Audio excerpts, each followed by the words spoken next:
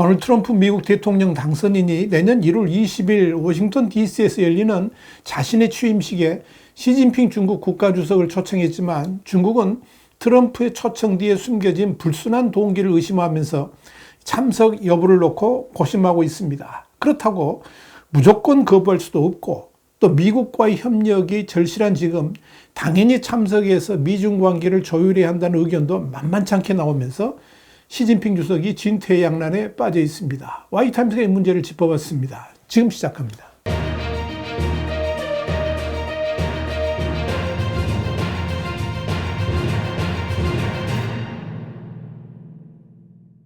일본의 니케이 아시아는 19일 도널드 트럼프 미국 대통령 당선인이 전통을 깨고 1월 20일 워싱턴에서 열리는 취임식에 시진핑 중국 국가주석을 초청하면서 중국은 그의 진짜 의도에 대해서 크게 우려하고 있다 그러면서 시 주석은 트럼프 당선인이 마크롱, 젤렌스키와 함께 음모를 꾸미면서 자신을 초청한 것이 아닌가 하는 의심을 하고 있어서 이 트럼프 당선인의 초청을 받아들일지 고심하고 있다라고 보도해서 눈길을 끌었습니다. 니케이는 이어서 중국의 일부 전문가들은 트럼프가 중국에 대한 음모를 꾸미고 있는 것이 틀림없다고 말한다 그러면서 중국 외교부는 발표할 수 있는 정보가 없다라고 밝혔으며 중국 내 관련 언론 보도에도 제한이 가해졌다라고 전했습니다. 사실 시진핑에 대한 취임식 초청은 지난 11일 CBS 뉴스에서 여러 소식통을 인용하여 처음 보도되었고 12일 트럼프 인수위 대변인인 캐롤라인 리빗이 팍스뉴스와의 인터뷰에서 CBS의 보도를 확인해 주면서 공식화됐습니다.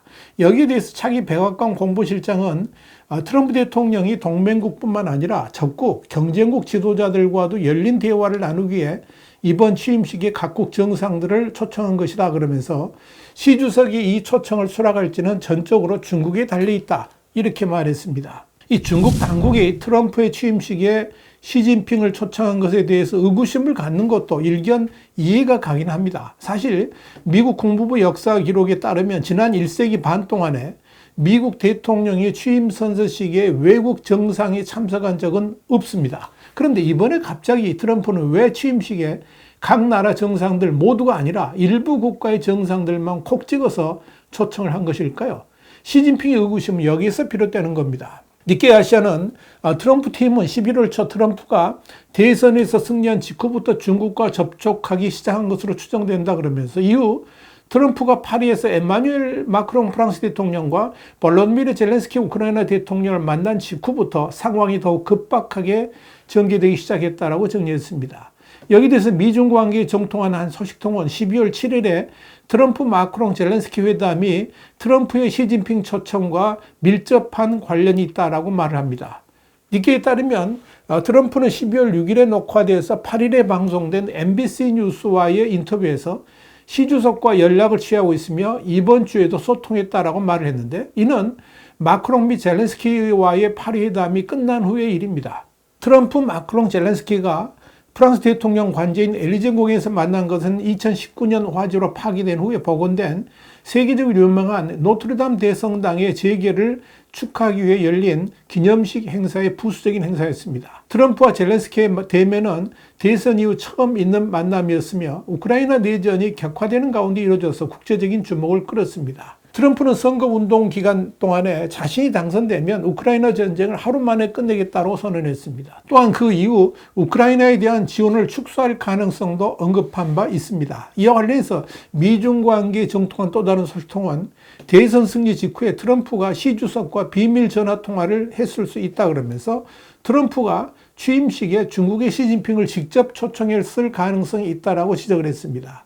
중국 외교에 정통한 한 전문가는 트럼프 당선인이 우크라이나 전쟁 종식을 염두에 두고 시 주석의 초청을 전격적으로 결정한 것으로 보인다 그러면서 트럼프는 러시아와 우크라이나군 사이의 전투를 조기에 종식시키는 데 시 주석의 도움을 기대하고 있다고 말했습니다. 그는 이어서 블라디미르 푸틴은 다루기 어려운 상대이기 때문에 트럼프는 시 주석의 영향력을 푸틴에게 이용하려는 것이다 이렇게 분석했습니다. 트럼프가 이런 판단을 내린 중요한 근거는 젤렌스키 대통령이 전쟁 초기에 러시아가 점령한 모든 영토를 되찾겠다는 당초 목표를 일시적으로 보류하는 대가를 치르더라도 휴전 회담에 유연한 태도를 취할 수 있다는 의사를 피력했기 때문입니다. 여기서 문제는 2022년 2월 우크라이나를 공격한 러시아가 트럼프의 평화 열차에 탑승할지의 여부입니다. 니케이는 이와 관련해서 현재 전반적인 상황을 보면 트럼프가 푸틴과 협상해서 시 주석의 영향력을 믿고 있다는 정황 증거도 있다라고 분석했습니다. 니케이는 이어서 이 트럼프 대통령은 취임식에 시 주석을 초청하기 전에 우크라이나 전쟁 종식 원칙을 담은 중국의 대우크라이나 평화 계획을 높이 평가한 것으로 알려져 있다 그러면서 어떤 의미에서는 트럼프가 시 주석에게 자신을 도와달라고 할 것으로 해석할 수도 있다라고 설명했습니다. 니케이는 트럼프가 마크롱과 젤렌스키를 만나는 것을 본 후에 그리고 당혹스러운 초대를 받은 후 시 주석은 독자적인 움직임을 보이기 시작했다 그러면서 12월 10일 그는 예고 없이 베이징을 방문한 드미트리 메드베데프 전 러시아 대통령을 만났다라고 덧붙였습니다. 사실 푸틴의 가장 믿을 수 있는 동료이기도 한 메드베데프는 여러 직책을 맡고 있죠. 그는 집권통합 러시아당 의장이자 러시아 안보리 부의장을 맡고 있으며 푸틴의 측근이자 보좌관이기도 합니다. 메드베데프는 이번 방문에서 푸틴이 시 주석에게 보낸 친서를 전달하기도 했습니다.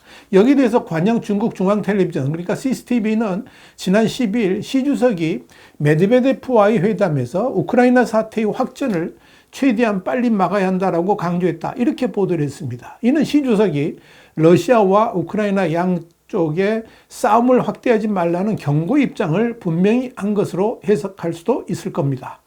사실 12월 들어서 일련의 놀라운 사건이 발생하기 전까지 시 주석은 우크라이나 문제와 관련해서 러시아와의 관계에서 항상 극도로 신중한 태도를 취해 왔었습니다.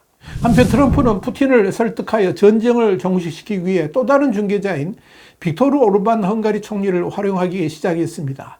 푸틴과 가까운 극우 지도자인 오르반 총리는 트럼프의 취임 선서식에 참석할 것이라는 소문도 돌고 있습니다. 오르반 총리는 열렬히 트럼프를 칭송하는 사람이기도 하고 또 개인적인 친분도 있습니다.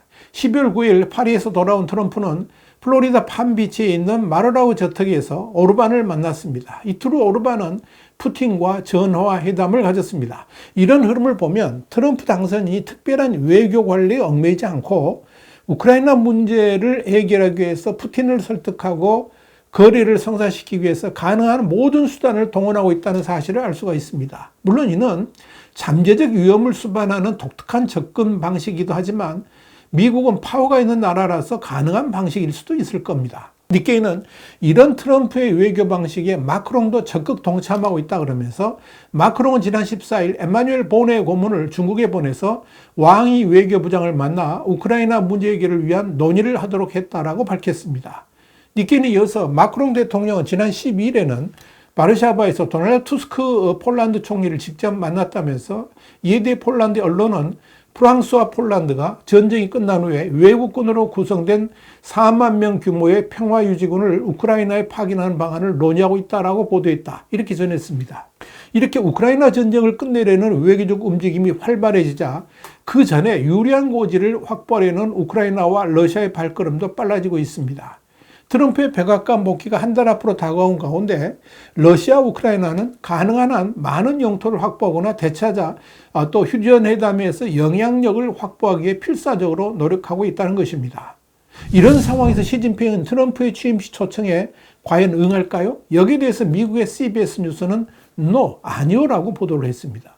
CBS는 시진핑 주석은 트럼프 대통령이 취임식에 참석하기 위해 워싱턴을 방문하지 않을 것으로 예상된다 그러면서 이는 트럼프의 취임식 초청에 대한 불안감과 더불어 중국의 정치 일정이 트럼프의 희망에 반하는 방향으로 흘러가고 있기 때문이다. 이렇게 짚었습니다.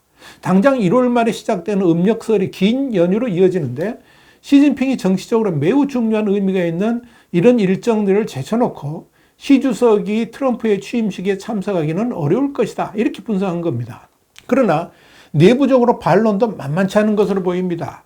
중국 경제가 심각한 위기의 늪으로 빠져들고 있는 가운데 지금 시진핑에 있어서 무엇보다도 중요한 것이 미중 관계를 원활히 함으로써 내수 경제를 살리고 동시에 중국의 국제적 위상 추락도 막아야 한다는 당면 과제가 눈앞에 놓여 있기 때문이죠. 이를 위해서 가장 먼저 만나서 문제를 해결해야 될 상대가 바로 트럼프입니다. 사실 트럼프가 만나자고 하기 전에 시진핑이 먼저 트럼프에게 대화를 요청했어야 옳다는 말도 나옵니다. 그런데 고맙게도 트럼프가 먼저 만나자고 연락이 왔으니 사실 중국에게는 큰 행운이 저절로 굴러왔다라고 봐도 무방합니다. 여기에 대해서 니케이는 중국 내 소문처럼 설사 트럼프 당선인이 중국에 대한 음모를 꾸미고 있다고 해도 시진핑 주석이 트럼프의 초청을 무조건 거절하는 것은 현명하지 않을 것이라 그러면서 시진핑은 최소한 추후에 워싱턴을 방문하겠다라고 약속이라도 하고 싶을 것이다, 이렇게 짚었습니다.